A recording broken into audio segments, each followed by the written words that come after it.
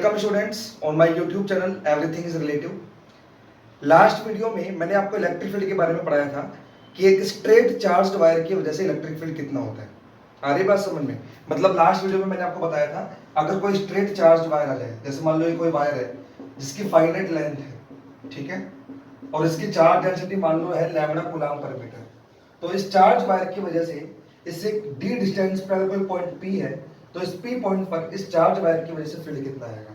तो मैंने आपको बताया था कि किसी भी पॉइंट पर एक स्ट्रेट चार्ज वायर की वजह से जो फील्ड आता है उसके दो कंपोनेंट होते हैं, एक तो इस वायर के परपेंडिकुलर और एक इस वायर के पैरेलल। या तो वो ऊपर आएगा या फिर वो नीचे आएगा। कब ऊपर आएगा कब नीचे आएगा उसके बारे में भी मैंने आपको लास्ट वीडियो में बता रखा है। तो ये जो परपेंडिकुलर कंपोनेंट आया था इस वायर के परपेंडिकुलर, ये आपके आया था k lambda by D sine theta 1 plus sine theta 2। ठीक है, थीटा 1 थीटा 2 क्या थे? थीटा 1 था वायर के अपर एंड से एंगल और थीटा 2 जो था वो आपका था वायर के लोअर एंड से एंगल इस पी पॉइंट पे। और जो पैरेलल कंपोनेंट आपका आया था वो आया था k lambda by D cos theta 2 minus cos theta 1। ये आपका पैरेलल कंपोनेंट आया था। तो इसके बारे में मैंने आपको लास्ट वीडियो में बताया था कि कैसे क्या ये वैल्यूज आई थी, इस फॉर्मूले को डिराइव भी करके बताया था मैंने आपको। और फिर हमने इस फॉर्मूले के ऊपर यानी एक चार्ज वायर की वजह से किसी भी पॉइंट पी पर हमने फील्ड के काफी सारे न्यूमेरिकल भी किए थे और काफी अच्छे लेवल के न्यूमेरिकल भी किए थे। आ रही बात समझ में?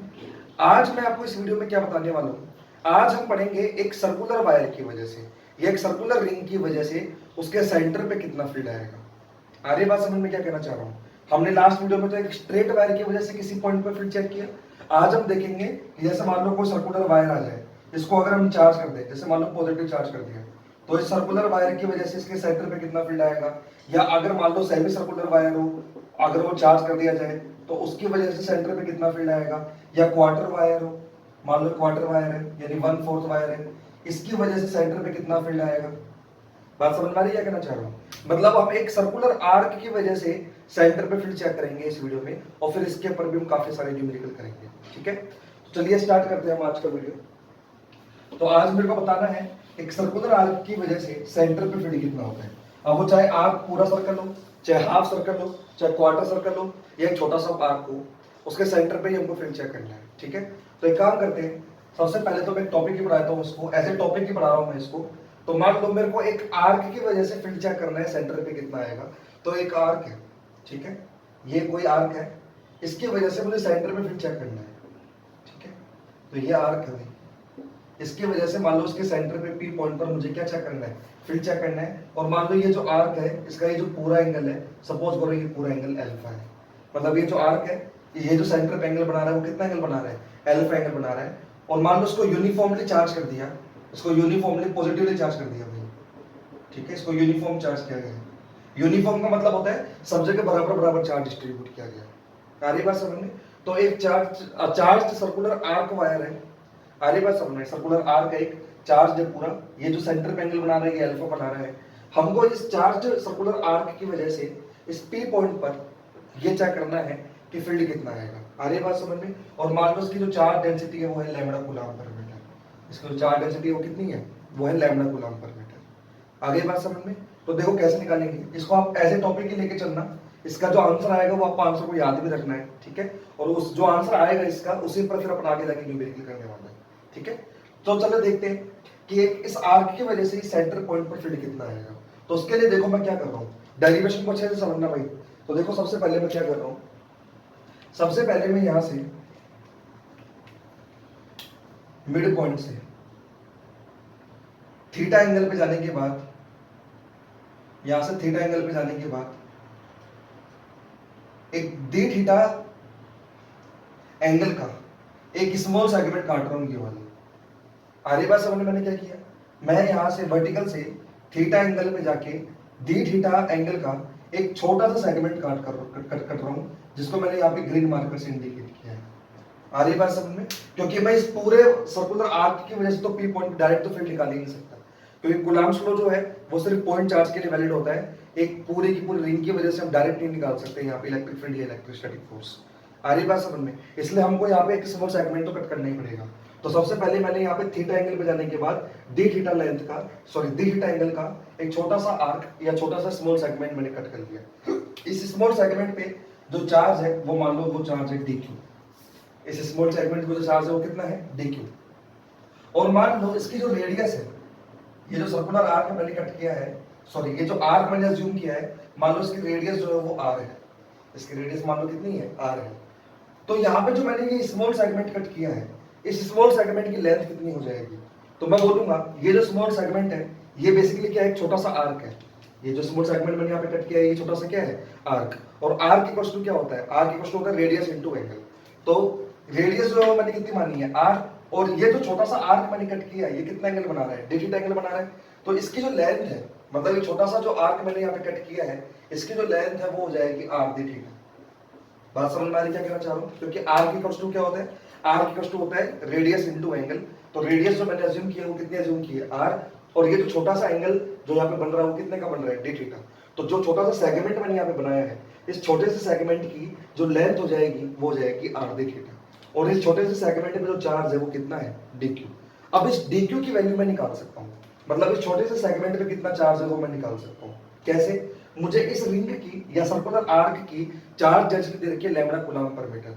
चार्ज डेंसिटी अगर लैम्बडा कूलम्ब पर मीटर है, इसका मतलब क्या होता है, ये सब चीजें मैं आपको पहले पढ़ा चुका हूँ। चार्ज डेंसिटी अगर लैम्बडा कूलम्ब पर मीटर है तो इसका मतलब है 1 मीटर लेंथ पर लैम्बडा कूलम्ब चार्ज है। तो हमारा जो लेंथ है वो कितने का है, हमारा लेंथ है आर डी थीटा का। तो आर डी थीटा लेंथ पर जो चार्ज हो जाएगा, जो मैंने डी क्यू माना है, उसकी वैल्यू हो जाएगी लैम्बडा आर डी थीटा। आई बात समझ में क्या की? तो ये जो डी क्यू है, यानी जो स्मॉल सेगमेंट में चार्ज है, उसकी वैल्यू कितनी हो जाएगी, लैम्बडा आर डी थीटा। अब इस छोटे से सेगमेंट की वजह से इस पी पॉइंट पर फील्ड जो आएगा वो बिल्कुल छोटा सा फील्ड आएगा, क्योंकि चार्ज जो है वो छोटा सा चार्ज है डी क्यू। तो ये कितना फील्ड बनाएगा, थोड़ा सा फील्ड बनाएगा। उस छोटे से फील्ड की वैल्यू में मान लेता हूँ डीई। अब वो डीई कहाँ आएगा वो ध्यान से देखना। अब डीई की डायरेक्शन निकालने के लिए मुझे इस पी पॉइंट पर एक पॉजिटिव टेस्ट चार्ज मानना पड़ेगा। अब इस पॉजिटिव टेस्ट चार्ज पे जो फोर्स की डायरेक्शन होगी वही इलेक्ट्रिक फील्ड की डायरेक्शन होगी। तो ये जो चार्ज है वो पॉजिटिव है, और ये जो मैंने आर्क कट किया है छोटा सा, इस पे जो चार्ज है वो भी पॉजिटिव है। तो ये पॉजिटिव चार्ज जो वो टेस्ट चार्ज को रिपेल करेगा, तो यानी जो फोर्स लगाएगा वो इस डायरेक्शन में लगाएगा। तो अगर फोर्स इस डायरेक्शन में लग रहा है तो इलेक्ट्रिक फील्ड भी इस डायरेक्शन में होगा। तो ये जो इलेक्ट्रिक फील्ड हो जाएगा वो कितना हो जाएगा आपके पास, ये इलेक्ट्रिक फील्ड हो जाएगा आपके पास डीई। आई बात समझ में क्या कहना चाह रहा हूँ? अब ये जो डीई है, इसका जो ये एंगल बनेगा ये कितने का बनेगा वो देखो होगा, ठीक है। अब देखो, अगर ये वाला एंगल थीटा है, ये वाला जो एंगल है वो कितने का है, थीटा का है, तो ये वाला एंगल भी कितने का हो जाएगा, थीटा का इक्वल एंड अपोजिट एंगल। आ रही बात समझ में? अगर ऊपर वाला एंगल जो थीटा का है तो नीचे वाला एंगल भी कितने का हो जाएगा, थीटा का। तो डीई के दो कंपोनेंट आएंगे, एक तो आएगा डीई कॉस थीटा, और एक जो कंपोनेंट आएगा वो आएगा आपके पास कितना, वो आएगा डीई साइन थीटा। ये बात समझ में क्या किया? ये जो डीई है वो क्या है, ये जो डीई है वो इस पी पॉइंट पर इस छोटे से सेगमेंट की वजह से जो इलेक्ट्रिक फील्ड आया है वो है डीई। अब ये एंगल अगर वर्टिकल से यहाँ से एंगल ये थीटा है, तो अगर ये एंगल थीटा है तो ये एंगल भी थीटा होगा, इक्वल एंड अपोजिट एंगल। तो इस डीई के दो कंपोनेंट हो जाएंगे, एक तो डीई कॉस थीटा और एक हो जाएगा डीई साइन थीटा। बात समझ में क्या किया?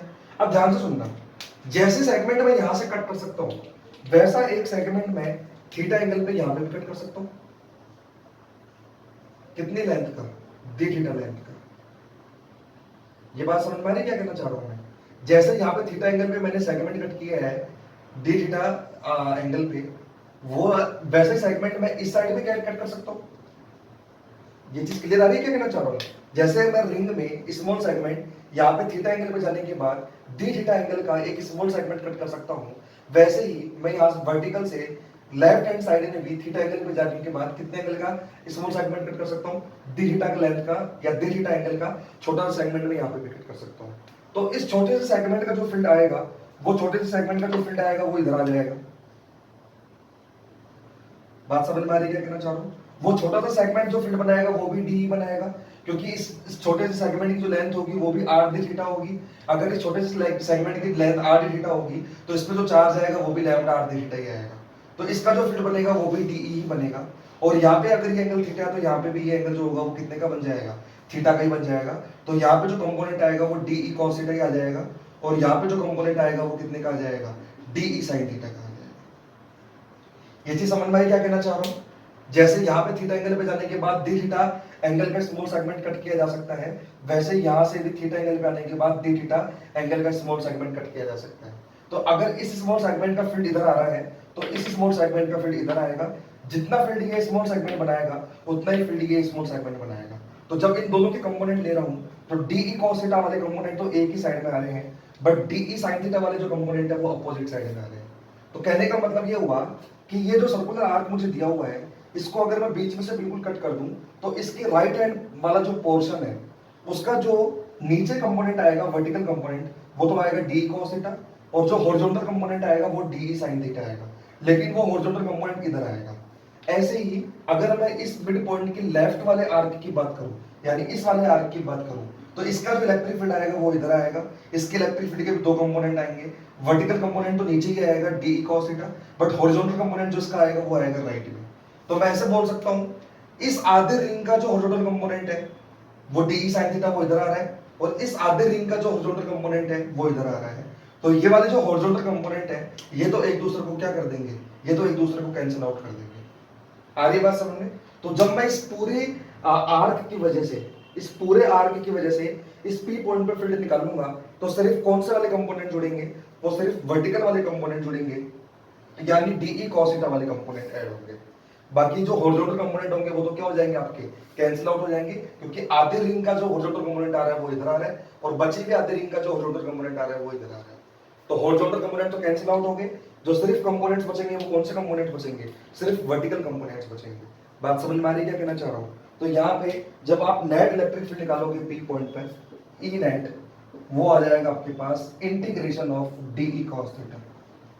ये क्यों लिखा integration of dE cos theta, क्योंकि सिर्फ डीई cos थीटा वाले जो कंपोनेंट है वही सेम डायरेक्शन में आ रहे हैं, तो सिर्फ वही आपके ऐड होंगे। ये जो हॉरिजॉन्टल कंपोनेंट है ये तो आपके कैसे हो रहे हैं, कैंसिल आउट हो रहे हैं। तो अगर नेट इलेक्ट्रिक फील्ड निकालना है तो सबका वर्टिकल कंपोनेंट जो आएगा वो सेम डायरेक्शन में आ रहा है, तो सबके वर्टिकल कंपोनेंट को क्या करना पड़ेगा, मेरे को ऐड करना पड़ेगा। मतलब जितने भी स्मॉल सेगमेंट्स में काटूंगा यहाँ पे, हर स्मॉल सेगमेंट्स के दो कंपोनेंट आएंगे, एक तो वर्टिकल कंपोनेंट, एक हॉरिजॉन्टल कंपोनेंट।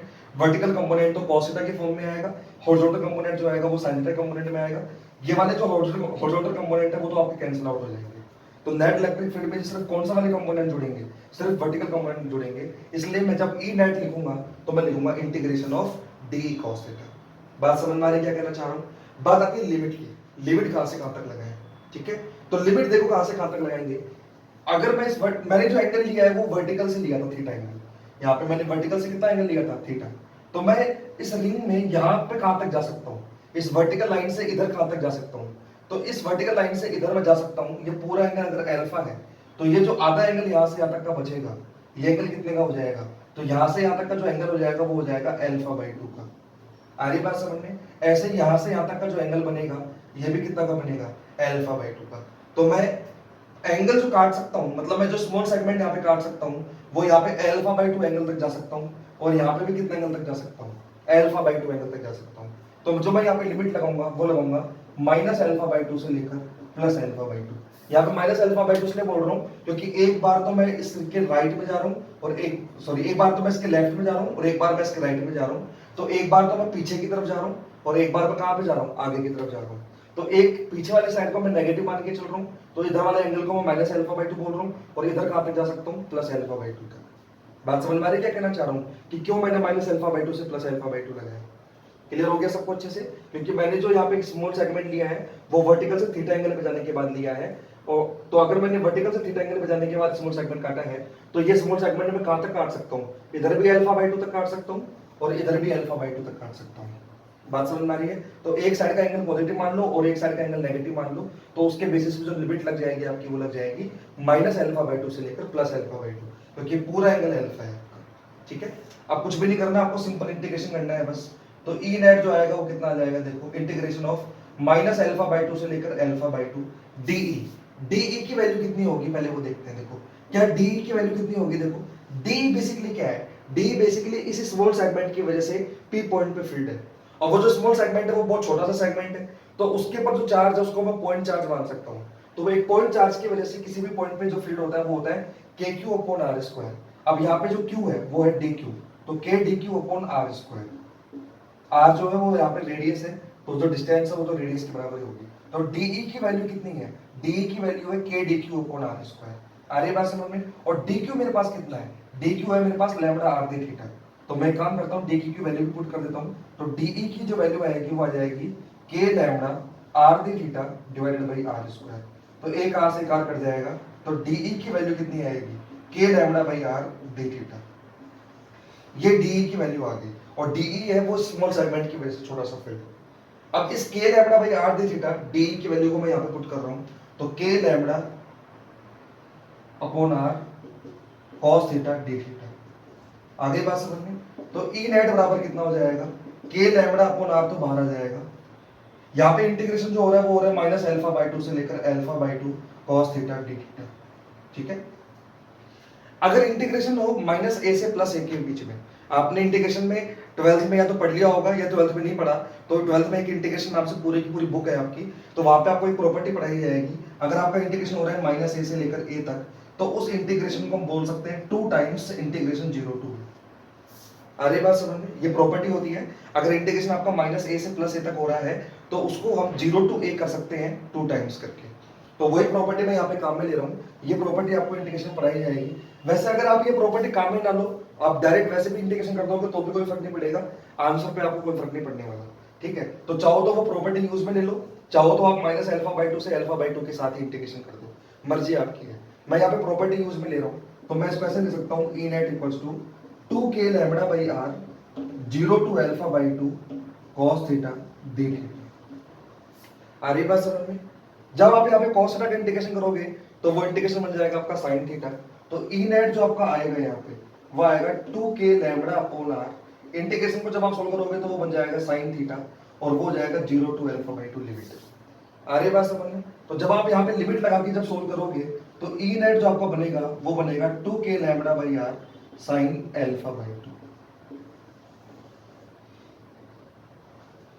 बात समझ में आ रही क्या कहना चाह रहा हूँ? तो ये जो आया है मेरे पास, ये क्या आ गया मेरे पास, ये मेरे पास एक चार्ज्ड आर्क की वजह से, या एक सर्कुलर आर्क, एक चार्ज सर्कुलर आर्क की वजह से उसके सेंटर पे मैंने फील्ड निकाल लिया कि एक चार्ज सर्कुलर आर्क की वजह से सेंटर पे जो फील्ड होता है वो होता है 2k lambda by r sin alpha by two. बात समझ में आ रही क्या कहना चाह रहा हूँ? और ये जो फील्ड आएगा इसकी डायरेक्शन क्या होगी, इस फील्ड की जो डायरेक्शन होगी वो चार्ज के बिल्कुल मिड पॉइंट से जो लाइन जा रही है उस लाइन के अलोंग होगी। अगर पॉजिटिव चार्ज है तो वो उसको रिपेल करेगा, यानी वो नीचे की तरफ आएगी। अगर यहाँ पे चार्ज नेगेटिव होता तो वो चार्ज को अट्रैक्ट करता, तो जो नेट फील्ड की डायरेक्शन आती है वो ऊपर की तरफ आती, वर्टिकली ऊपर की तरफ, क्योंकि जो आपके हॉरिजॉन्टल कंपोनेंट है वो तो कैंसिल आउट हो ही गए ना। तो जो आपके पास कंपोनेंट बचा है वो तो सिर्फ वर्टिकल डाउनवर्ड डायरेक्शन में बचा है ना, तो यहाँ पे जो डायरेक्शन आएगी वो कहाँ पे आएगी, वर्टिकल डाउनवर्ड डायरेक्शन में आ जाएगी। आ रही बात समझ रही? क्योंकि ये वाले कंपोनेंट जो वो तो आपके कैंसिल आउट हो गए। तो आप डायरेक्शन को ऐसे याद मत रखो, आप तो डायरेक्शन को ऐसे याद रखो कि जो सर्कुलर आर्क होगा उसके बिल्कुल मिड पॉइंट से जो लाइन पास होगी, इलेक्ट्रिक फील्ड जो आएगा वो उसके मिड पॉइंट से जो लाइन पास होगी उसी के अलोंग आएगा। आगे बात समझ में? तो यहाँ पे जो मिड पॉइंट वाली जो लाइन है वो कौन सी वाली लाइन है, वो ये वाली लाइन है। तो जो नेट इलेक्ट्रिक फील्ड हमारे पास आया है 2k lambda by r sin alpha by two, वो हमेशा इस लाइन के अलोंग ही आएगा। अब वो अगर चार्ज पॉजिटिव है तो वो इस पॉइंट पी पॉइंट पे टेस्ट चार्ज को रिपेल करेगा, तो यानी फील्ड नीचे की तरफ आ जाएगा।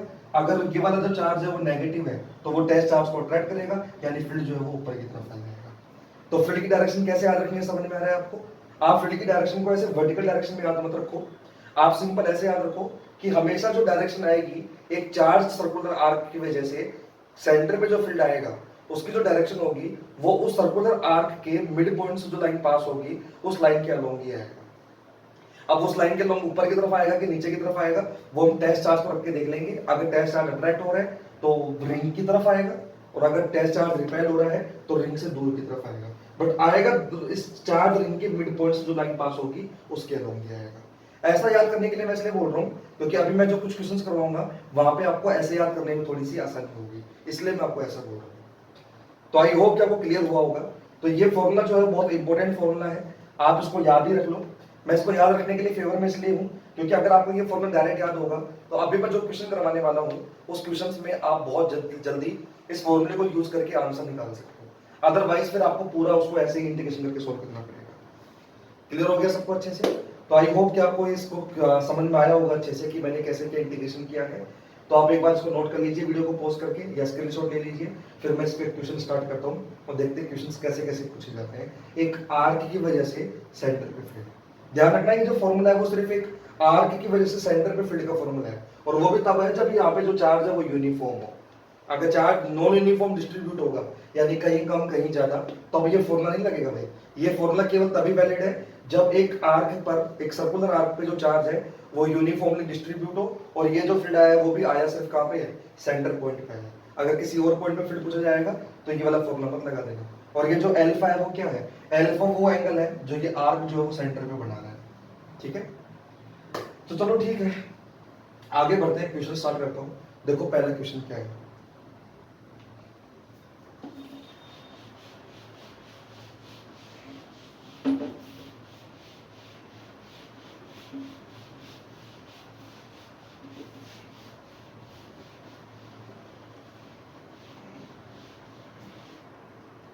देखो फर्स्ट क्वेश्चन है मेरा, मान लो एक पूरी की पूरी रिंग है और इस रिंग को पॉजिटिवली चार्ज कर रखा है।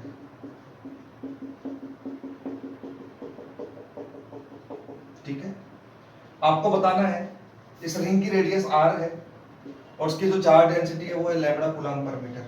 ठीक है, मतलब यूनिफॉर्म चार्ज कर रखा है, यानी यूनिफॉर्म मतलब एक जगह से एक जैसा चार्ज कर रखा है। ठीक है, तो यूनिफॉर्मली चार्ज है, इसके सेंटर पे मुझे बताना है इलेक्ट्रिक फील्ड कितना होगा, इसकी जो रेडियस है वो r है। आ रही बात समझ में? तो देखो इस क्वेश्चन को तो आप वैसे समझ गए कि सेंटर पे इस केस में जो फील्ड आएगा वो जीरो आएगा, क्योंकि इलेक्ट्रिक फील्ड में मैंने इतने क्वेश्चन करवा दिए हैं, उसको देख के आपको आइडिया लग गया होगा कि यहाँ पे जो सेंटर पे फील्ड आना चाहिए वो कितना आना चाहिए, जीरो ही आना चाहिए। हम चाहो चाहो तो चेक भी कर सकते हो। एक तरीका तो ये है कि इंटीग्रेशन करो, एक स्मॉल सेगमेंट काटो, उस स्मॉल सेगमेंट की वजह से ये ओ पॉइंट पे फील्ड चेक करो, और फिर उस स्मॉल सेगमेंट की वजह से जो फील्ड आएगा उसके फिर पूरा इंटीग्रेशन करो, और पूरा इंटीग्रेशन करके फिर सोल्व करो। एक तरीका तो वो है। दूसरा तरीका ये है कि मेरे को फॉर्मूला पता है, मुझे फॉर्मूला पता है, वो होता है 2k lambda by r sign alpha by 2। ये वाला फॉर्मूला मैंने आपको अभी भी पढ़ाया कि एक आर्क की वजह से सेंटर पे फील्ड कितना होता है। अब ये जो अल्फा होता है वो आर्क द्वारा सेंटर में बनाया गया एंगल होता है। यहाँ पे जो ये आर्क है वो पूरा कंप्लीट हो गया, तो यहाँ पे जो एंगल बनेगा वो कितने का बनेगा, वो बनेगा 2 पाई का। तो यहाँ पे इस पर्टिकुलर क्वेश्चन में अल्फा कितने का है, 2 पाई का, तो ई कितना हो जाएगा, ई हो जाएगा 2k lambda by r sine 2 pi by 2। दोस्तों कट गया, साइन पाई की वैल्यू कितनी होती है, जीरो, तो इलेक्ट्रिक फील्ड कितना आने वाला है, जीरो। तो आप चाहो तो फॉर्मूले से चेक कर लो, आप चाहो तो यहाँ पे इंटीग्रेशन करके भी सोल्व कर सकते हो। इंटीग्रेशन करके कैसे सोल्व करेंगे, जैसे मैंने अभी आपको क्वेश्चन बताया था ना वो आर्क की वजह से, जैसे वहां पे मैंने इंटीग्रेशन किया था, वैसे आप इंटीग्रेशन करके भी सोल्व कर सकते हो। और वैसे भी आपको डायरेक्ट भी समझ में आ गया होगा कि यहाँ पे चार्ज जो यूनिफॉर्म है, तो यहाँ पे जो सेंटर पे फील्ड आने वाला है वैसे भी वो जीरो ही आने वाला है, और वैसे मैंने निकाल के भी दिखा दिया है कि वो जीरो आया फॉर्मूले से। ठीक है, तो चलो ठीक है, चलते हैं नेक्स्ट क्वेश्चन पे, देखते हैं नेक्स्ट क्वेश्चन क्या है। ये तो इसके ऊपर बेसिक लेवल का एक क्वेश्चन था बस। अब देखो नेक्स्ट क्वेश्चन क्या है। नेक्स्ट क्वेश्चन ये है कि अगर मान लो मेरे पास सेमी सर्कुलर आर्क होता या सेमी सर्कुलर रिंग होती, ये जो रिंग है वो कैसी है भाई, सेमी सर्कुलर है, इसकी जो रेडियस है वो मान लो r है, और इसकी जो चार्ज डेंसिटी है वो है लैम्बडा कूलम्ब पर मीटर। तो यहाँ पे चार्ज डेंसिटी देखिए लैम्बडा कूलम्ब पर मीटर, ये कांस्टेंट है, यानी यूनिफॉर्म चार्ज डिस्ट्रीब्यूट किया गया है। आपको बताना है सेंटर पे फील्ड कितना होगा, तो E एट O, और O जो है वो क्या है आपके पास, सेंटर। तो यहाँ पे बताना है आपको सेंटर पे इलेक्ट्रिक फील्ड कितना होगा इस सेमी सर्कुलर आर्क की वजह से। ये जो आर्क है वो कैसा है आपके पास, ये सेमी सर्कुलर है। आई बात समझ में? तो वीडियो को पॉज कीजिए, फटाफट से इसका आंसर निकालिए, फिर मैं बताता हूँ इसका आंसर क्या है। तो आई होप कि आपने वीडियो को पॉज किया होगा और आपने इसका आंसर भी निकाला होगा। तो मैं डायरेक्ट फॉर्मूला अप्लाई कर रहा हूँ यहाँ पे, वो फॉर्मूला मैंने अभी आपको निकाला बताया था कि एक आर्क की वजह से जो फील्ड होता है वो होता है 2k lambda by r sign alpha by 2। ठीक है, तो यहाँ पे चार्ज डेंसिटी लैम्बडा ही है, तो वो लैम्बडा का लैम्बडा ही रहेगा, रेडियस जो है वो r ही दी हुई है, तो देखो यहाँ पे क्या हो जाएगा 2k lambda by r sign alpha by 2। Alpha जो होता है वो होता है एंगल जो भी आर्क सेंटर पे बना रहा है, तो यहाँ पे जो ये आर्क एंगल बना रहा है ये कितने का बना रहा है, पाई का बना रहा है, तो ये हो जाएगा साइन पाई बाई 2। तो E बराबर जो आएगा वो कितना आएगा, 2k लैम्बडा बाई r, क्योंकि साइन पाई बाई 2 कितना होता है हमारा। तो सेंटर पे जो इस सेमी सर्कुलर वायर की वजह से या सेमी सर्कुलर रिंग की वजह से जो फील्ड आएगा वो कितना आएगा, 2k लैम्बडा बाई r। बात करें डायरेक्शन की, तो डायरेक्शन के लिए मैंने आपको बता रखा है कि इसके बिल्कुल मिड पॉइंट पे लाइन खींच दो ऐसे। ठीक है, तो जो भी फील्ड आएगा वो इस मिड पॉइंट वाली लाइन के अलोंग ही आएगा। अब यहाँ पे डायरेक्शन चेक करनी है, तो यहाँ पे टेस्ट चार्ज रख दो, अगर टेस्ट चार्ज रिपेल हुआ तब तो नीचे की तरफ आ जाएगा, टेस्ट चार्ज अट्रैक्ट हुआ तो ऊपर की तरफ आ जाएगा। तो यहाँ पे जो ये चार्ज है वो पॉजिटिव है, टेस्ट चार्ज हम पॉजिटिव ही मानते हैं, तो इन पॉजिटिव और इस पॉजिटिव के बीच में क्या लगेगा, रिपल्शन। तो इसका मतलब जो फील्ड आएगा वो आएगा इस लाइन के अलोंग, लेकिन ये इसको रिपेल करेगा, तो फील्ड जो आएगा वो आएगा आपके पास कहाँ पे, वर्टिकली डाउनवर्ड डायरेक्शन में। आ रही बात समझ में। अगर वर्टिकल डायरेक्शन को मैं अगर जे कैप के अलोंग मानूं तो ऊपर तो होगा प्लस जे कैप और नीचे क्या हो जाएगा माइनस जे कैप, क्योंकि हम ऐसे मानते हैं एक्स एक्सिस के अलोंग तो क्या मानते हैं आई कैप और माइनस आई कैप, और वर्टिकल डायरेक्शन में क्या मानते हैं जे कैप और माइनस जे कैप। यहाँ पे वो नीचे की तरफ आ रहा है तो हम यहाँ पे डायरेक्शन निकालना चाहो तो लगा सकते हो माइनस का जे कैप। बात समझ में आ रही क्या कहना चाह रहा हूँ। तो इसमें मैंने आपको डायरेक्शन के बारे में भी बताया है कि डायरेक्शन कैसे आइडेंटिफाई करते हैं। हमेशा जो इलेक्ट्रिक फील्ड आएगा वो उस आर्क के बिल्कुल मिड पॉइंट से जो लाइन पास होगी उसे क्या अलोंग आएगा, ठीक है। तो यहाँ पे नीचे की तरफ आएगा। तो आई होप कि आपको क्लियर हुआ होगा कि वैल्यू तो कैसे कैलकुलेट करी और डायरेक्शन मैंने कैसे चेक करी। चलो ठीक है, देखते हैं नेक्स्ट क्वेश्चन देखो क्या है।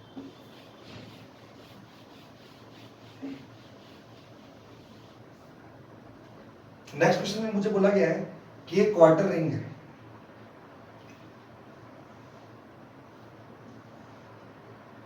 ऐसे एक क्वार्टर रिंग है,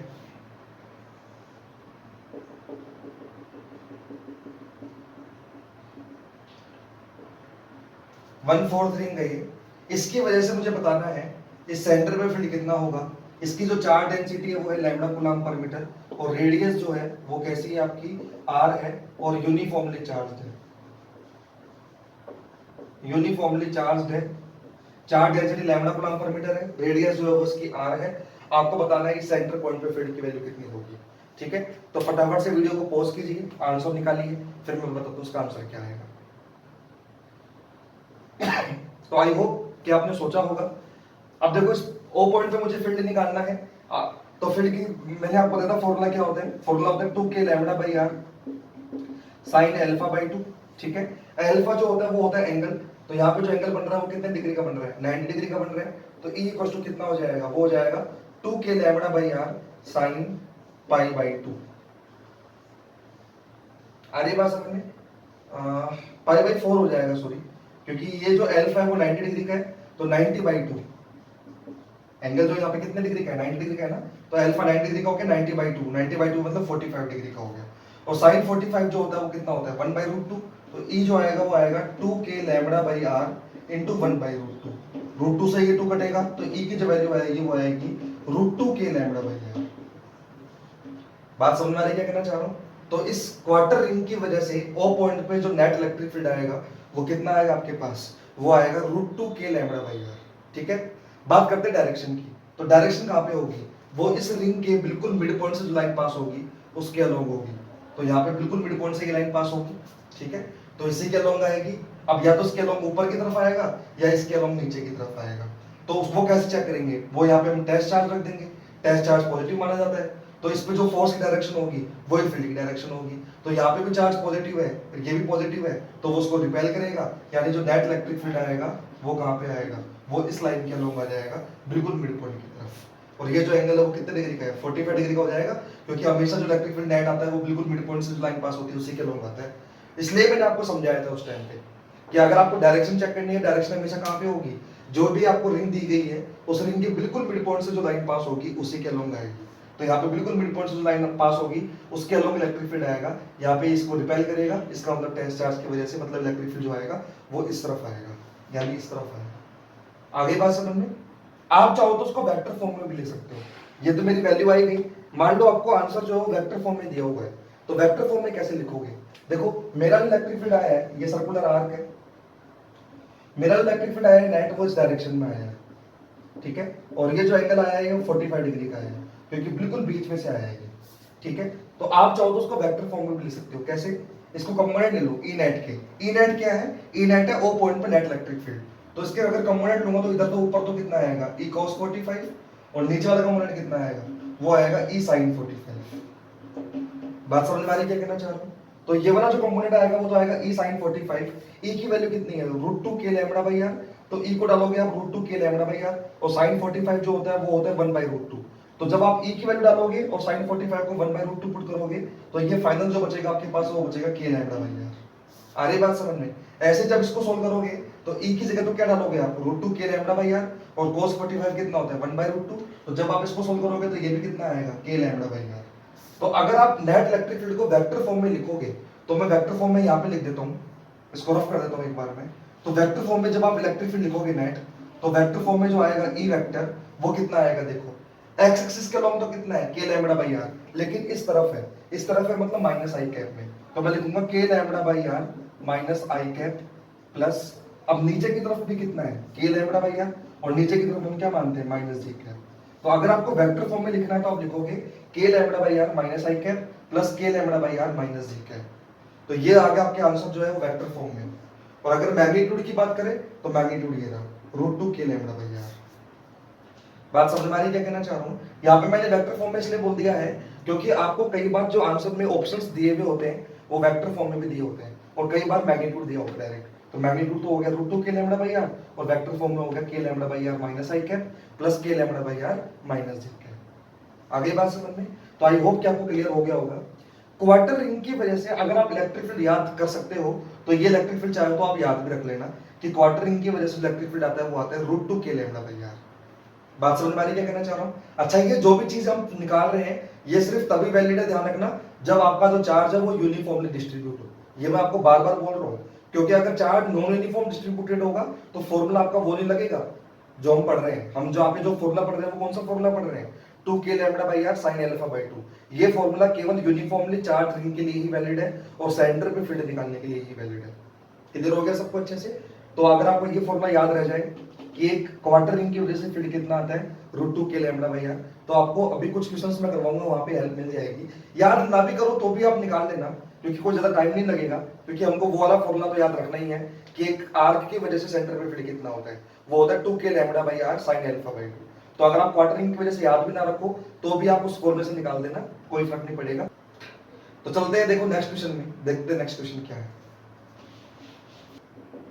नेक्स्ट क्वेश्चन है, मान लो आपके पास जो रिंग है वो 3/4 है, 3/4 रिंग है और पॉजिटिवली चार्ज है।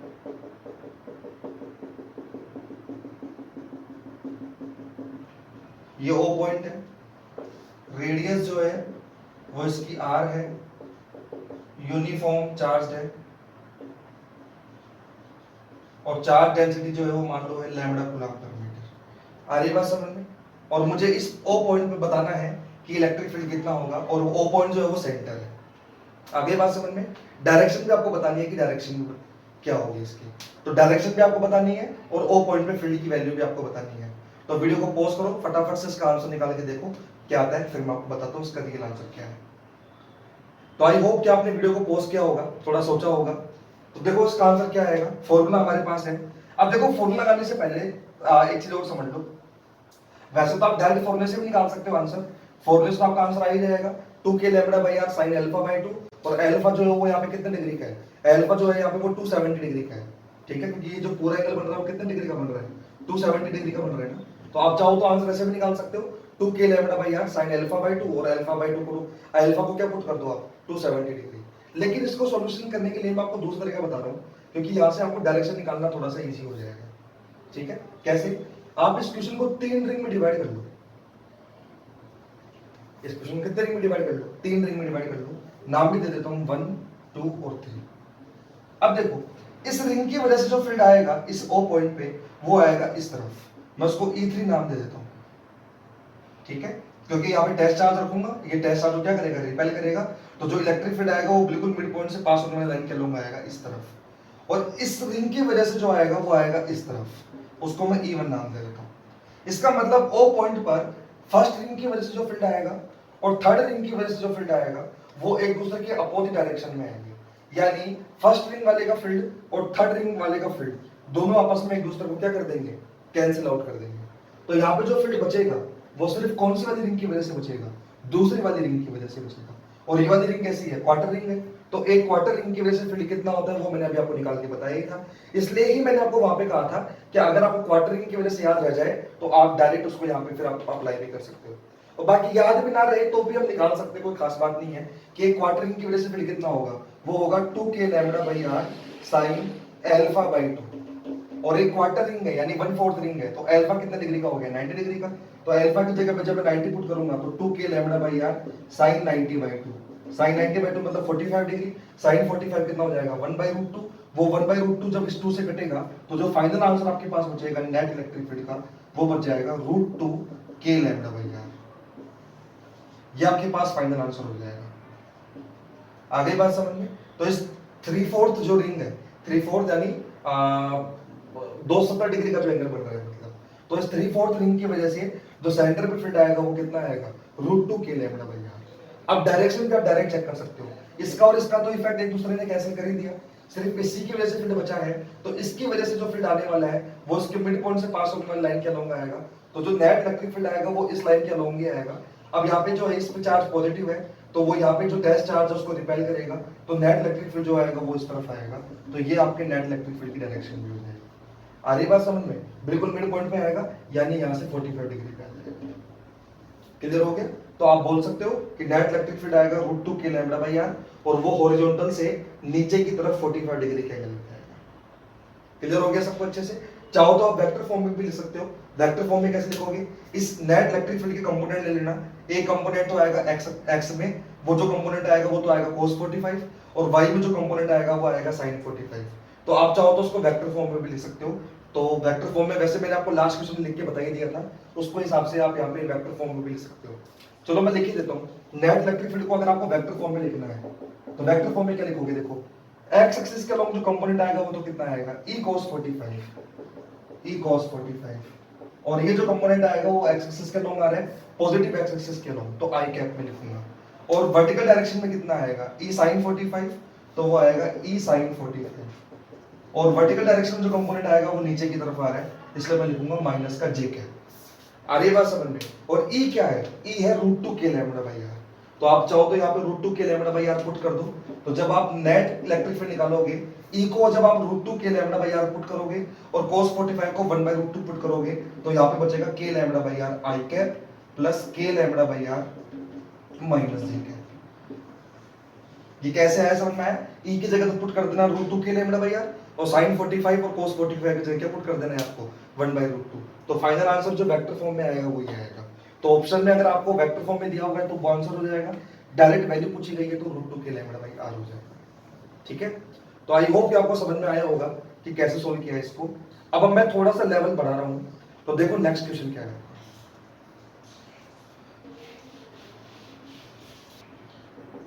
अब देखो नेक्स्ट क्वेश्चन क्या है आपका। नेक्स्ट क्वेश्चन में हमको ये बोला गया है कि एक 3/4 रिंग है, ठीक है, ऐसे 3/4 रिंग है,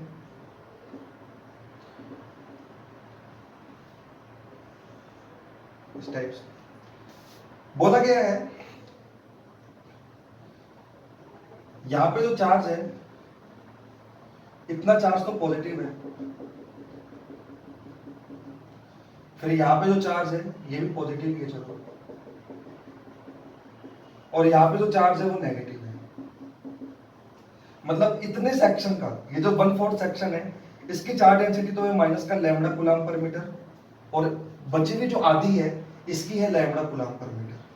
मतलब चार्ज डेंसिटी तो सेम है, lambda coulomb per metre, lambda coulomb per metre, पर इसकी है नेगेटिव में लैम्डा कूलम पर मीटर, इसकी है positive lambda coulomb per metre. ठीक है? सेंटर पे आपको बताना है इलेक्ट्रिक फील्ड कितना होगा, रेडियस जो है वो r है, रेडियस कितनी है r है, तो आपको बताना है सेंटर पे जो फील्ड होगा E एट O वो कितना होगा। क्लियर हुआ क्वेश्चन क्या है? तो यहाँ पे ध्यान रखना, यहाँ पे ये वाला जो पोर्शन है 1/4 ये नेगेटिवली चार्ज है, और बचा हुआ जो हाफ पोर्शन है वो आपका पॉजिटिवली चार्ज है। तो वीडियो को पॉज करो, फटाफट से आंसर निकालने की कोशिश करो कि सेंटर पे फील्ड कितना आएगा, फिर मैं आपको इसका आंसर बताता हूँ क्या आएगा। ठीक है? तो आपने वीडियो को पॉज करके इसका आंसर कैलकुलेट किया होगा, देखो आपका आंसर सही है कि गलत है।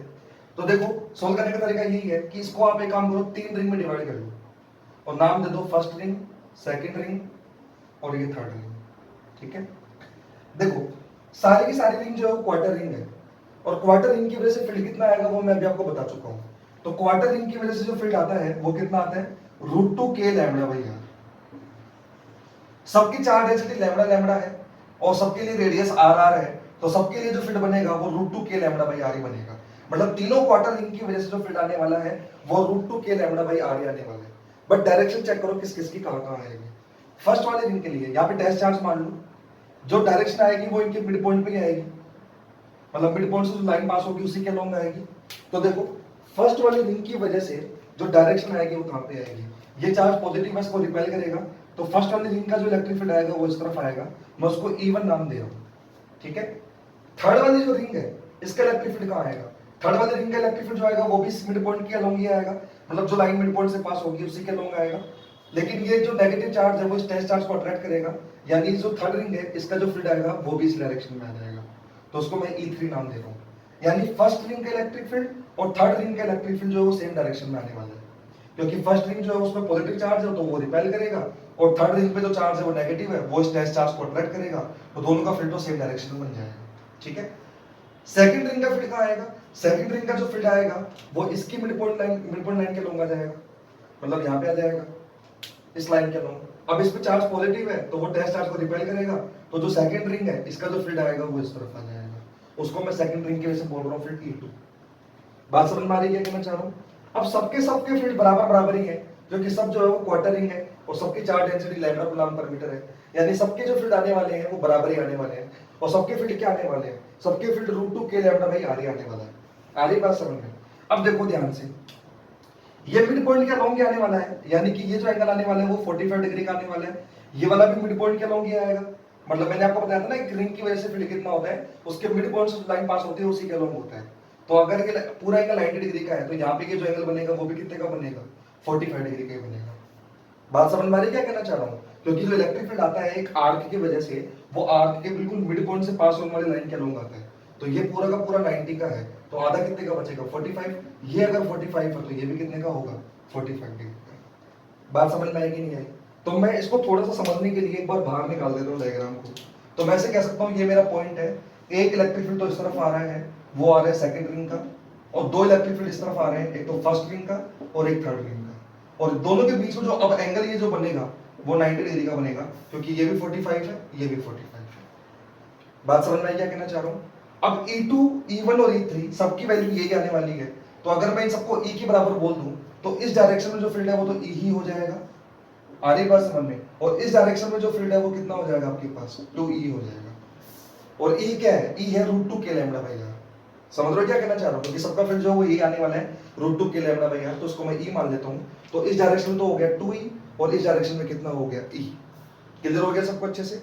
तो जब आप इस पूरे का नेट निकालोगे तो इस पूरे का जो नेट आएगा आपके पास वो कितना आएगा देख लो, तो 2E और E दोनों के बीच का एंगल जो है वो 90 डिग्री का है, तो जो नेट इलेक्ट्रिक फील्ड बनेगा वो बनेगा √2E का होल स्क्वायर प्लस E का square plus 2 into 2E into E into cos 90। दो चीजों का अपन नेट निकालते हैं, दो वेक्टर क्वांटिटी का नेट कैसे निकालते हैं, √a square plus b square plus 2ab cos theta से। अब cos 90 जो है वो वैल्यू कितनी हो जाएगी आपकी 0, तो यानी ये वाली टर्म तो कितनी हो जाएगी 0, तो जो नेट इलेक्ट्रिक फील्ड आपके पास आएगा वो कितना आएगा 2e का स्क्वायर मतलब 4e square plus e square, तो जो नेट बचेगा वो आपको बचेगा √5e, और e क्या माना है मैंने, e को माना है √2 k लैम्डा बाई r, तो जब आप यहाँ पर √2 k lambda by r put करोगे तो जो नेट इलेक्ट्रिक फील्ड आपके पास आएगा वो हो जाएगा √10 क्यों, क्योंकि रूट में 5 तो यहाँ पे है, √2 और आ जाएगा, तो √10 k लैम्डा बाई r, ये आपके पास आ गया नेट इलेक्ट्रिक फील्ड। बात समझ में आई क्या कहना चाह रहा हूँ, तो ये हो गया आपके पास नेट इलेक्ट्रिक फील्ड। डायरेक्शन भी आप चेक कर सकते हो, डायरेक्शन में भी कोई खास बात नहीं है, यहाँ पे जो नेट इलेक्ट्रिक फील्ड आएगा वो बिल्कुल बीच में नहीं आएगा, ध्यान रखना, बिल्कुल बीच में इसलिए नहीं आएगा क्योंकि इस तरफ तो है E और इस तरफ है 2E, तो नेट जो बिल्कुल बीच में नहीं आएगा। नेट की डायरेक्शन आप चेक कर सकते हो, कैसे चेक करोगे नेट की डायरेक्शन, हमको वेक्टर में फॉर्मूला पता है, tan अल्फा बराबर क्या होता है, 11th क्लास में आपने पढ़ा होगा ना, tan अल्फा इक्वल टू होता है b sin theta upon a plus b cos theta. आप उस फॉर्मूले को यूज में लेके डायरेक्शन में चेक कर सकते हो कि यहाँ पे डायरेक्शन क्या है, ठीक है। तो वो सब चीजें मैं आप ही के ऊपर छोड़ रहा हूँ, डायरेक्शन आप चाहो तो यहाँ पे डायरेक्शन चेक कर सकते हो। फॉर्मूला मैं आपको बताता हूँ, वैसे आपने 11th क्लास में पढ़ रखा होगा, तो वो जो फॉर्मूला होता है डायरेक्शन चेक करने का वो होता है नेट का tan अल्फा इक्वल्स टू होता है b sin theta upon a plus b cos theta, और यहाँ पे जो थीटा है वो कितने डिग्री का है, वो है 90 डिग्री का। बात समझ में आ रही है। a और b किसको मानोगे, आप किसी को भी मान सकते हो, a चाहो तो e को मान लो, a चाहो तो 2e को मान लो, जिसको a मानोगे एंगल आपका वहीं से निकल के आएगा। समझ में आ रही बात क्या कहना चाह रहा हूँ, ये सब चीजें आपने 11th क्लास में पढ़ी होगी, तो वो डायरेक्शन के बारे में मैं आपको बता नहीं रहा, वो आप खुद ही कैलकुलेट कर लेना। मेरा काम था यहाँ पे सिर्फ मैग्नीट्यूड बताना कि इस पर्टिकुलर क्वेश्चन में सेंटर पे इलेक्ट्रिक फील्ड का मैग्नीट्यूड कितना आएगा, तो वो जो उसका आंसर आया है वो आया है √10 के लैम्बडा बाई आर। ठीक है, चलो ठीक है, चलते नेक्स्ट क्वेश्चन पे, देखते नेक्स्ट क्वेश्चन क्या है।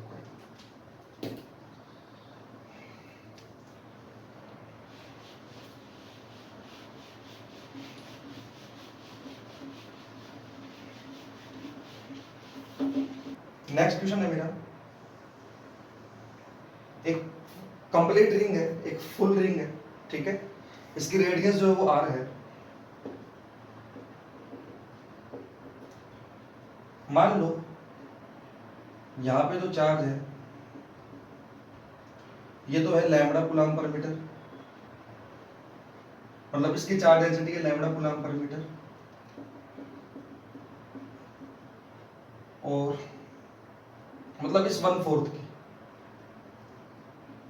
इस 1/4 की है 2 लैम्बडा कूलम्ब पर मीटर। यहां पे चार्ज है नेगेटिव,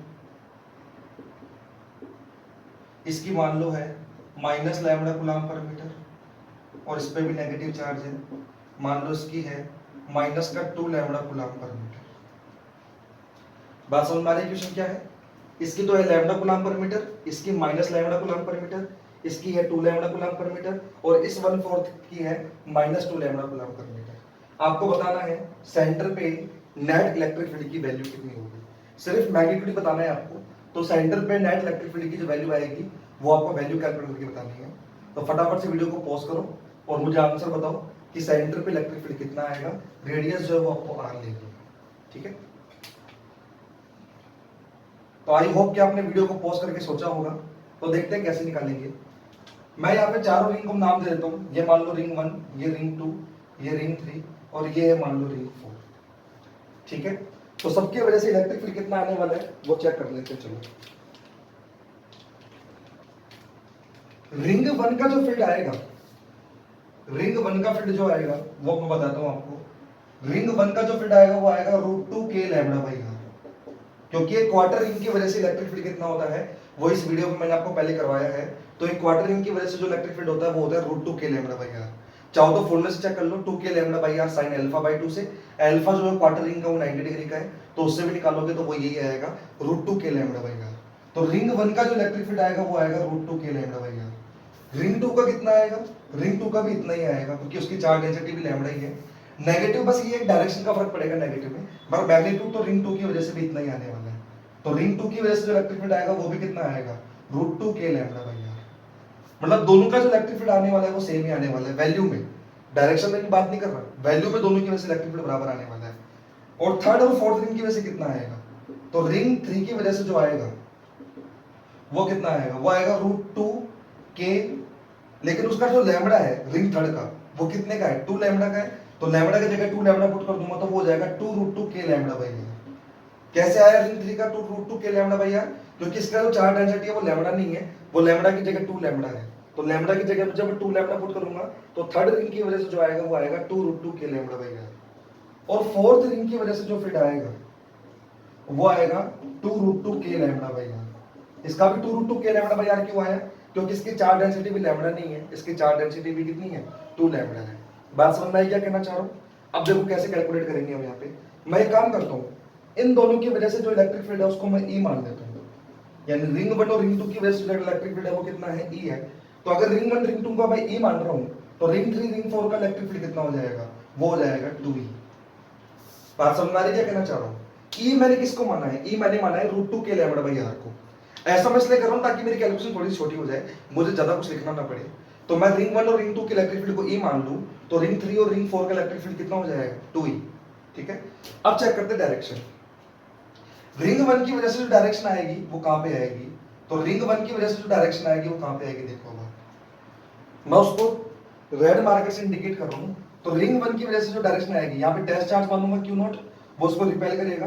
तो रिंग 1 की वजह से जो इलेक्ट्रिक फील्ड आएगा वो तो आएगा इस तरफ, मैं उसको E1 नाम दे रहा हूं। रिंग 3 की वजह से कहां आएगा? तो रिंग 3 की वजह से ये वो डैश चार्ज को अट्रैक्ट करेगा, तो रिंग 3 की वजह से इधर आ जाएगा, क्योंकि रिंग 3 की में चार्ज जो है वो नेगेटिव है, वो अट्रैक्ट करेगा, और रिंग 1 पे जो चार्ज है वो पॉजिटिव है, वो रिपेल करेगा। तो 1 का और 3 का जो नेट आएगा वो तो इस डायरेक्शन में आ जाएगा। फोर्थ का कहां आएगा? देखो फोर्थ वाले चार्ज के लिए फोर्थ वाली रिंग जो है वो चार्ज को रिपेल करेगी, क्योंकि यहाँ पे चार्ज जो है वो पॉजिटिव है, टेस्ट चार्ज पॉजिटिव मानते हैं तो रिपेल करेगी। तो फोर्थ रिंग वाले का जो फील्ड आएगा वो ऊपर आएगा। आ रही बात समझ में? और सेकंड रिंग वाले का कहाँ आएगा? तो सेकंड रिंग वाला जो है उस पर चार्ज नेगेटिव है तो वो उसको अट्रैक्ट करेगा, तो सेकंड रिंग का जो फील्ड आएगा वो इसी तरफ आ जाएगा। तो मतलब सेकंड का और फोर्थ का तो इस तरफ आ रहा है, और फर्स्ट का और थर्ड का जो आ रहा है वो इस तरफ आ रहा है। ये बिल्कुल बीच में आएंगे, यानी जो ये एंगल बनेगा यहाँ से यहाँ तक का वो 45 का बनेगा, और यहाँ से यहाँ तक का जो एंगल बनेगा वो भी 45 का बनेगा। बात समझ में आ रही है क्या कहना चाह रहा हूँ? तो इस तरफ आया 1 और 3 का, इस तरफ आया 2 और 4 का। तो 2 और 4 का मिला के कितना हो जाएगा? देखो 2 का कितना माना है मैंने? E, और 4 का कितना माना है मैंने? 2E। तो यहाँ पे 2 का तो है E और फोर्थ रिंग का है 2E, तो इस डायरेक्शन में मिला के कितना हो गया? 3E। तो मैं इस पॉइंट को अगर मैं इधर ले आऊं बाहर एक बार, तो इस P पॉइंट पर जो इधर नेट इलेक्ट्रिक फील्ड आया वो आया 2 का और 4 का। तो 2 का और 4 का जब आप मिलाओगे तो 2 का तो है E, फोर्थ का है 2E, तो वो मिला के हो जाएगा 3E। ऐसे ही इस O पॉइंट पे एक इलेक्ट्रिक फील्ड इधर आ रहा है, वो आ रहा है E1 का और E3 का। E1 का जो फील्ड माना है वो E माना है, और थर्ड रिंग का जो माना है वो कितना माना है? 2E। तो इस डायरेक्शन में भी कितना हो जाएगा? 3E। और इनके बीच का जो एंगल है वो कितने डिग्री का है? वो है 90 डिग्री का। बात समझ में आ रही क्या कहना चाह रहा हूँ? तो इस O पॉइंट पर इधर है 3E और इधर है 3E, और दोनों के बीच का जो एंगल है वो 90 का है। अब इधर भी 3E इधर भी 3E, तो जो नेट आएगा मेरे पास इलेक्ट्रिक फील्ड वो इस डायरेक्शन में आ जाएगा। नेट इलेक्ट्रिक फील्ड कहाँ पे आ जाएगा आपके पास? बिल्कुल बीच में आ जाएगा, क्योंकि ये भी 3E का है और ये भी 3E का है। तो जब आप 3E और 3E का नेट निकालोगे 90 डिग्री के एंगल के हिसाब से, तो वो जो नेट आपका बनेगा E नेट, वो आपका बन जाएगा 3E और 3E का नेट जब आप निकालोगे तो वो आएगा 3√2E। ये निकालने का काम आपका है, फॉर्मूला लगाना है बस √a² + b² + 2ab cos theta का। तो जब √a² + b² + 2ab cos theta वाले फॉर्मूले से 3E और 3E का नेट निकालोगे तो वो आ जाएगा 3√2e। और E की वैल्यू किसकी मानी थी मैंने? E माना था मैंने इसको, तो मतलब E कितना है मेरे पास? √2k λ/r। तो E की जगह जब आप √2k λ/r पुट करोगे, √2k λ/r, तो वो जो नेट बन जाएगा आपके पास वो कितना हो जाएगा? देखो √2 × √2 2 बन जाएगा, 2 × 3 कितना हो जाएगा? 6। तो ये हो जाएगा 6k λ/r। तो यानी नेट इलेक्ट्रिक फील्ड जो आ रहा है यहाँ पे सेंटर पे वो कितना आ रहा है? 6k λ/r। बात समझ में आई? और डायरेक्शन कहाँ पे आ रही है? डायरेक्शन इस तरफ आ रही है, तो अगर चाहो तो डायरेक्शन लिख दो -i के। तो आई होप कि आपको क्लियर हुआ होगा कि कैसे मैंने इसको सॉल्व किया। एक अच्छा क्वेश्चन था, आपको समझ में आया होगा ये मैं मान के चल रहा हूँ एक बार, ठीक है? तो देखते हैं नेक्स्ट क्वेश्चन क्या है।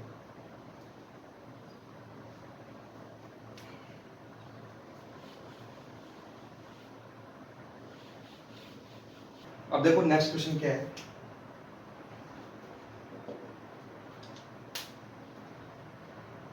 तो देखो नेक्स्ट क्वेश्चन है कि एक रिंग है,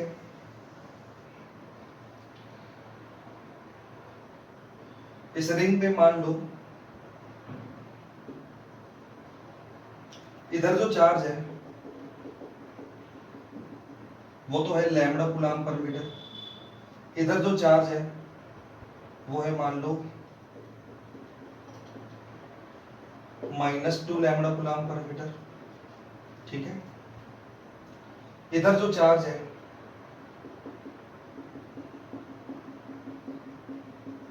वो है मान लो 3 लैम्बडा कूलम्ब पर मीटर, और इधर जो चार्ज है वो मान लो -4 लैम्बडा कूलम्ब पर मीटर, ठीक है? इधर चार्ज है लैम्बडा कूलम्ब पर मीटर, इधर है -2 लैम्बडा कूलम्ब पर मीटर, इधर है 3 लैम्बडा कूलम्ब पर मीटर, इधर है -4 लैम्बडा कूलम्ब पर मीटर, ठीक है? आपको बताना है सेंटर पे फील्ड कितना होगा, रेडियस r है। तो इसको मैं आप ही को करने के लिए दे रहा हूँ, तो आप उसको सोल्व करना, सेंटर में चेक करना फील्ड कितना आ रहा है। तो आपको सिर्फ फील्ड की वैल्यू बतानी है, आप मुझे कमेंट बॉक्स में बता सकते हो कि इसका आंसर क्या आने वाला है। तो आप सेंटर पे इलेक्ट्रिक फील्ड बताना कि कितना आने वाला है यहाँ पे इस पर्टिकुलर क्वेश्चन में। ई एट सेंटर कितना होगा, यानी ई एट ओ पॉइंट कितना होगा, सिर्फ आपको वैल्यू बतानी है और कुछ भी नहीं बताना कि net electric field O point पे कितना आएगा, ठीक है? तो ये मैं आपको आप ही को करने के लिए दे रहा हूँ, सोल्व करके बता देना कमेंट बॉक्स में कि आपका आंसर क्या है। चलो ठीक है, तो मैं रफ कर रहा हूँ, देखते हैं नेक्स्ट क्वेश्चन क्या है। अब देखो नेक्स्ट क्वेश्चन क्या है। नेक्स्ट क्वेश्चन में हमको ये बोला गया है कि एक स्ट्रेट वायर है, लॉन्ग वायर है। लॉन्ग वायर मतलब इनफाइनाइट लेंथ का वायर है। तो एक स्ट्रेट इनफाइनाइट लेंथ का वायर है और एक मेरे पास सेमी सर्कुलर रिंग है, दोनों एक ही प्लेन में रखे हैं लेकिन एक दूसरे के ऊपर रखे हैं, मतलब दोनों का प्लेन जो है वो सेम है। तो मान लो कि स्ट्रेट वायर है, लॉन्ग वायर है, इसकी चार्ज डेंसिटी है लैम्डा कूलम पर मीटर, और एक सेमी सर्कुलर रिंग है, इसकी चार्ज डेंसिटी भी लैम्डा कूलम पर मीटर है। ओ पॉइंट जो है वो इस रिंग का जो है वो सेंटर है, और जो इस रिंग की रेडियस है वो रेडियस जो है वो आर है। आर बात समझ में? ओ पॉइंट इस सेमी सर्कुलर रिंग का सेंटर है, और ये जो आर है वो इस सेमी सर्कुलर रिंग की रेडियस है, और रिंग की और वायर की जो चार्ज डेंसिटी वो सेम है, वो lambda coulomb per metre lambda coulomb per metre है। ठीक है, आपको ये बोला गया है कि ये जो रिंग का सेंटर है वो वायर से डी डिस्टेंस पे है। ये जो रिंग का सेंटर वो वायर से कितने डिस्टेंस पे है? डी डिस्टेंस पे है। अब आपको ये बताना है कि अगर इस ओ पॉइंट पे नेट इलेक्ट्रिक फील्ड जीरो हो, अगर if net electric field at point O is zero, then find the value of D in terms of R. यानी ये वायर से इस ओ पॉइंट की जो ये डिस्टेंस होगी डी, इसकी वैल्यू कितनी होगी आर के टर्म्स में आपको बताना है, अगर इस ओ पॉइंट पे नेट इलेक्ट्रिक फील्ड क्या हो? जीरो हो। और चार ऑप्शन आपको दिए हुए हैं, d equals to root 2r, d equals to r, d equals to r by 2 और d equals to r by root 2। आ रही बात समझ में?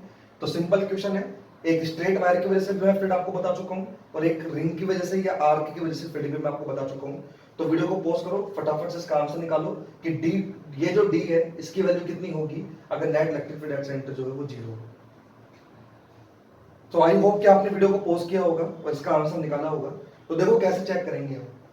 सबसे पहले तो बात करते हैं अपन कि इस वायर की वजह से इस ओ पॉइंट पे फील्ड जो है वो कहां आएगा। तो मुझे ये पता है कि एक स्ट्रेट वायर की वजह से किसी भी पॉइंट पे जो फील्ड आता है वो वो जो है ना उसके दो कंपोनेंट आते हैं, एक तो वायर के परपेंडिकुलर और एक वायर के पैरेलल। ये सब चीजें मैंने आपको लास्ट वीडियो में बताई थी। परपेंडिकुलर कंपोनेंट जो आता है वो आता है 2k सॉरी परपेंडिकुलर कंपोनेंट जो आता है वो आता है k lambda by D sin theta 1 plus sin theta 2, और पैरेलल कंपोनेंट जो आता है वो आता है k lambda by D cos theta 2 minus cos theta 1। ठीक है, अगर वायर की लेंथ जो है वो इनफाइनाइट है तो आपका पैरेलल कंपोनेंट जो है वो नहीं आएगा, यहाँ पे पैरेलल कंपोनेंट यहाँ पे जीरो हो जाएगा। क्यों जीरो हो जाएगा? क्योंकि अगर वायर की लेंथ अगर इनफाइनाइट है तो थीटा 1 थीटा 2 जो होते हैं वो 90 डिग्री के होते हैं। तो अगर थीटा 1 और थीटा 2 90 डिग्री के हैं तो पैरेलल कंपोनेंट क्या होता है? k lambda by D cos theta 2 minus cos theta 1। अब थीटा 2 भी 90 डिग्री का है, थीटा 1 भी 90 डिग्री का है, तो cos theta 2 minus cos theta 1 zero बन जाएगा, यानी कि पैरेलल कंपोनेंट तो जीरो हो जाएगा। तो स्ट्रेट वायर की वजह से जो केवल कंपोनेंट आएगा वो आएगा परपेंडिकुलर कंपोनेंट। ये आप चाहो तो मैंने आप इसके लिए वीडियो बना रखा है, लास्ट वीडियो में ये सब चीजें मैंने आपको एक्सप्लेन भी की है। तो इस केस में जो इस स्ट्रेट वायर की वजह से जो फील्ड आएगा वो इस वायर के सिर्फ परपेंडिकुलर आएगा, और वो जो आएगा वो कहाँ पे आएगा? वो इस डायरेक्शन में आ जाएगा। तो स्ट्रेट वायर की वजह से जो फील्ड आएगा वो तो सिर्फ इसी डायरेक्शन में आने वाला है। आधी बात समझ में? पैरेलल कंपोनेंट जो है वो जीरो हो जाएगा, मतलब वायर के पैरेलल जो कंपोनेंट आएगा वो तो जीरो हो जाएगा। ठीक है, अब बात करते हैं इस रिंग की वजह से। रिंग की वजह से जो फील्ड आता है वो कहां पे आता है? तो एक सर्कुलर रिंग की वजह से जो फील्ड आता है वो सर्कुलर रिंग के बिल्कुल मिड पॉइंट के अलोंग आता है, मतलब मिड पॉइंट के से जो लाइन पास होगी उसी के अलोंग आएगा। अब उसके लिए मुझे यहाँ पे टेस्ट चार्ज मानना पड़ेगा। अब रिंग जो है उस पर चार्ज पॉजिटिव है, वो इस टेस्ट चार्ज को रिपेल करेगी, यानी रिंग की वजह से जो फील्ड आएगा वो नीचे की तरफ आ जाएगा। आगे बात समझ में? अब हमको बोला गया है कि यहाँ पे ओ पॉइंट पे नेट इलेक्ट्रिक फील्ड अगर जीरो है, तो अगर नेट इलेक्ट्रिक फील्ड जीरो है तो तभी पॉसिबल है जब ऊपर वाला फील्ड किसके बराबर हो जाए? नीचे वाले फील्ड के, यानी ई जो स्ट्रेट वायर का फील्ड है वो बराबर होना पड़ेगा ई रिंग के। अब ये जो स्ट्रेट वायर का जो फील्ड है वो सिर्फ कौन सा कंपोनेंट है? वो इस वायर का परपेंडिकुलर कंपोनेंट है, वो मुझे पता है वो कितना होता है k lambda by D sin theta 1 plus sin theta 2। और रिंग की वजह से जो फील्ड आता है वो कितना आता है? वो आता है 2k lambda by r sin alpha by 2। ये दोनों फॉर्मूले मैं आपको पहले पढ़ा चुका हूं। ठीक है, अब थीटा 1 थीटा 2 कितने डिग्री का होता है अगर वायर जो वो इनफाइनाइट लेंथ का हो? तो ये लास्ट वीडियो में मैंने आपको बताया था वो 90 डिग्री का होता है। तो इसके हिसाब से ये कितना हो जाएगा? ये हो जाएगा k lambda by D sin 90 plus sin 90 1 plus 1 यानी 2 equals to 2k lambda by r sin alpha by 2। यहाँ पे ये जो अल्फा होता है वो रिंग का एंगल होता है कि रिंग ने कितना एंगल बनाया। तो यहाँ पे रिंग ने कितना एंगल बना रखा है? पाई का, तो यहाँ पे आ जाएगा sin pi by 2। sin pi by 2 कितना हो जाएगा? 1। तो यहाँ से ये जो 2k लैम्डा है, ये 2k लैम्डा से 2k लैम्डा कट ही जाएगा। sin पाई बाई 2 जो है वो कितना हो जाएगा? 1। तो उसके हिसाब से ये जो ये r है वो किसके बराबर हो जाएगा? d के, यानी d की जो वैल्यू आएगी वो किसके बराबर होनी चाहिए? r के बराबर होनी चाहिए, यानी जो करेक्ट ऑप्शन आपका है वो है बी ऑप्शन। ठीक है, कि इस d की वैल्यू जो है वो किसके इक्वल होनी चाहिए? r के इक्वल होनी चाहिए। तो अगर ये d है जो r के इक्वल हो जाए तो यहाँ पे जो सेंटर पॉइंट है ये o, यहाँ पे नेट इलेक्ट्रिक फील्ड कितना हो जाएगा आपका? जीरो हो जाएगा। तो आई होप कि आपको समझ में आया होगा ये क्वेश्चन। मैं चलता हूँ नेक्स्ट क्वेश्चन पे। देखो नेक्स्ट क्वेश्चन क्या है आपका।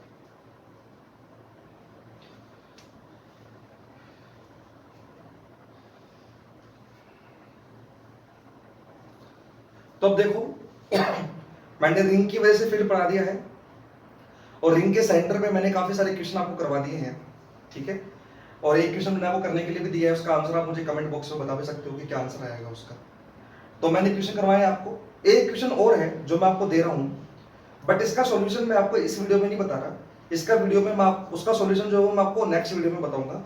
तब तक आप चाहो तो उस क्वेश्चन को सोल्व कर सकते हो, और अगर आपका आंसर आ जाता है तो वो आप आंसर जो है वो मेरे को कमेंट बॉक्स में जो है वो बता भी सकते हो। तो देखो मैं एक क्वेश्चन आपको करने के लिए दे रहा हूं, तो वो क्वेश्चन क्या है वो देखिएगा।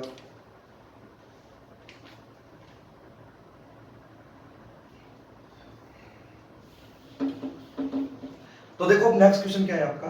नेक्स्ट क्वेश्चन हमको बोला गया है कि एक रिंग है मेरे पास, सेमी सर्कुलर रिंग है, इसकी चार डेंसिटी दे रखी है lambda equals to a cos theta. अब ये जो a है वो तो एक कोई कांस्टेंट है, कोई कांस्टेंट इसके बारे में दिमाग में लगाना, a को a रखना है और ये कोई कांस्टेंट है।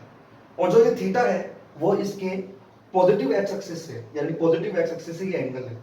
आ रही बात समझ में? तो मतलब ये हुआ जैसे जैसे थीटा चेंज होता जा रहा है वैसे वैसे लैम्बडा की वैल्यू भी क्या होती जाएगी, चेंज होती जाएगी। यानी थीटा जैसे जैसे चेंज होता जाएगा लैम्बडा की वैल्यू भी क्या होती जाएगी, चेंज होती जाएगी। इसका मतलब यहाँ पे जो ये चार्ज डेंसिटी है वो यूनिफॉर्म नहीं है।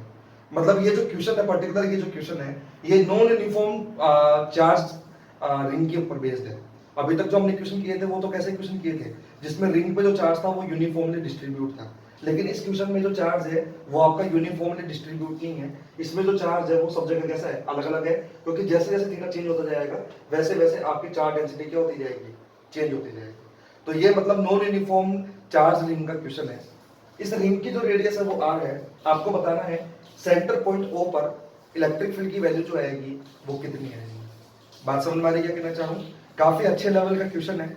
अब यहाँ पे आप डायरेक्ट फॉर्मूला काम में नहीं ले सकते, यहाँ पे आप वो वाला फॉर्मूला काम में नहीं ले सकते 2k lambda by are sine alpha by 2, क्योंकि जो 2k lambda by are sine alpha by 2 वो फॉर्मूला है वो सिर्फ तभी वैलिड है जब आपकी चार्ज डेंसिटी कांस्टेंट हो, यानी लैम्बडा की जो वैल्यू है वो कांस्टेंट हो, या यूं कह दूं कि आपके जो रिंग पे जो चार्ज है वो यूनिफॉर्मली डिस्ट्रीब्यूट हो, यानी सब जगह बराबर बराबर डिस्ट्रीब्यूट हो, तभी अपन वो वाला फॉर्मूला लगा सकते। तो यहाँ पे जो चार्ज है वो साफ साफ समझ में आ रहा है कि लैम्बडा जो है वो अलग अलग एंगल पे लैम्बडा की वैल्यू अलग अलग आ रही है, यानी कहीं तो चार्ज ज्यादा है कहीं चार्ज कम है, यानी नॉन यूनिफॉर्मली चार्ज डिस्ट्रीब्यूट है। तो इस पर्टिकुलर क्वेश्चन को आपको कैसे सोल्व करना पड़ेगा, इस पर्टिकुलर क्वेश्चन को आपको इंटीग्रेशन करके ही सोल्व करना पड़ेगा। तो आप इसका आंसर निकालने की कोशिश करिएगा।